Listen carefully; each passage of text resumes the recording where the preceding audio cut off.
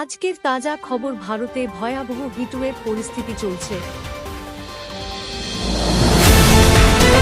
বিশ্বের 20টি সবচেয়ে গরম শহরের মধ্যে 19টি ভারতে।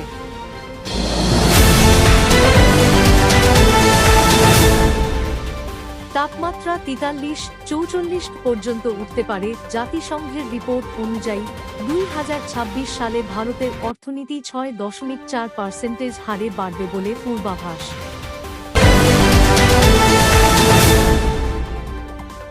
উত্তরপ্রদেশের এটাওয়ায় একটি কার রিপেয়ার শপে আগুন লাগে, পরে নিয়ন্ত্রণে আনা হয়। গাজায় ইসরায়েলি হামলায় অন্তত 5 জন নিহত, পরিস্থিতি আবারও উত্তপ্ত।